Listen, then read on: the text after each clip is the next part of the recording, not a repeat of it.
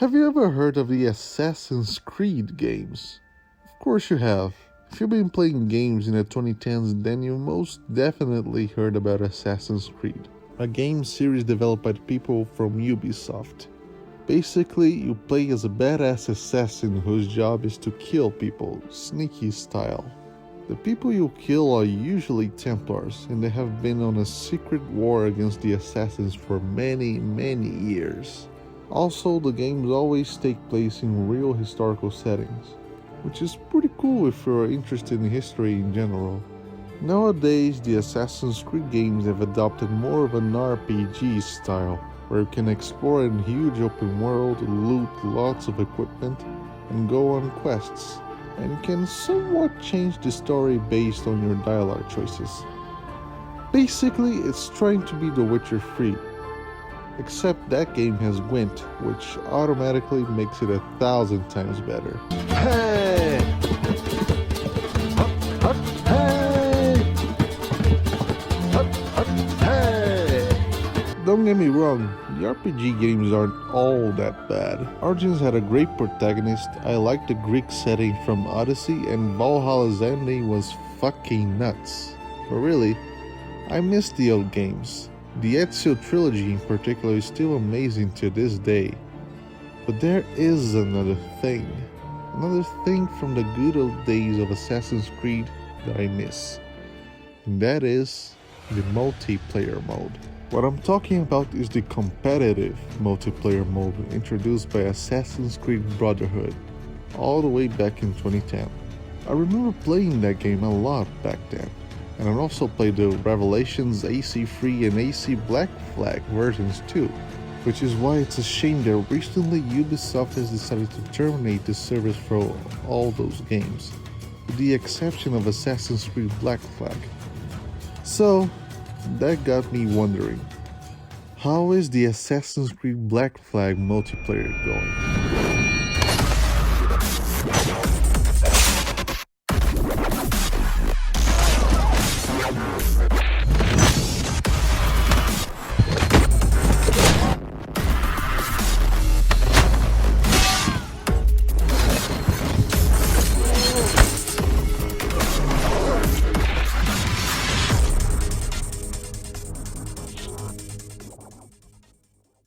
After all these years, I was surprised to see that there were still quite a few people playing the multiplayer. Assassin's Creed Black Flag was released in 2013. That's 10 years ago. Shit, I'm getting old, man. It's not every multiplayer game that manages to stay alive for that long. I mean, don't get me wrong, it's not like the player base is very healthy. The matchmaking was inconsistent and sometimes I had to wait up to 10 minutes to find a match. But still, you can actually engage in fun games with other people. I've been playing for quite a bit the last week, and it's as good as I remember it. Gotta say, it's been pretty fun. Assassin's Creed Black Flag multiplayer mode is a competitive stealth action game where you compete against other real humans to see who can assassinate their opponents better and faster. The game favors stealth and punishes people who run around like idiots. And you also have most of your parkour abilities from the single-player mode of Assassin's Creed, so traversal between buildings can always be fun and thrilling. It's basically hardcore hide-and-seek, but if you're caught, you're getting fucking stabbed. There are two categories of game modes, free-for-all and team games. As the name suggests, in free-for-all it's everyone for themselves. The one who scores the most points by the end of the match is the winner. These modes are Wanted, Deathmatch, and Assassinate.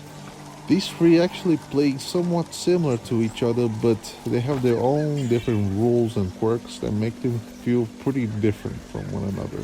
In Wanted, players are given targets to assassinate, but they also have to evade their own pursuers at the same time. The maps are actually quite big, so you have a compass and a portrait to have to locate your targets. But even with these tools, players can hide within a crowd of lookalikes. There are even some abilities to make more copies of yourself. But to counter this, you need to watch for suspicious behavior. You need to find the imposter among them. Ah, fuck me. What the fuck? Just look for signs that a character is actually a human player. You know, anything an NPC pedestrian wouldn't do, like running around, using abilities, or murder. There are also plenty of abilities in the game that help you catch your target easier. Just don't let your guard down, because your target can outsmart you, or your pursuer might catch up to you before you get the chance to kill your target. The second mode, Assassinate, plays exactly like Wanted. Except the game won't pick your targets for you. No. You must find and pick your own targets. You do this by locking onto a character you think it's a player. Careful you don't choose a random civilian though, or you'll look like a fool. Some people are intimidated by the prospect of heading out and finding their own prey, but trust me, once you learn how to recognize players hidden among NPCs, it's not that bad. As for Deathmatch, the maps are much smaller, and because of this you have no compass, so you have to rely on your eyes and game sense to find your targets.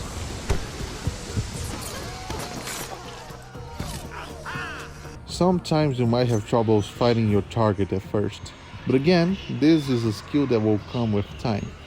Where the fuck is that guy? What the... Oh, hello. Oh, that was a decent kill. Combined with the fact that players are much closer together inside the small area makes for a more fast-paced game that feels more intense than all the modes. To be honest, Deathmatch is probably my favorite game mode right now, right after Wanted.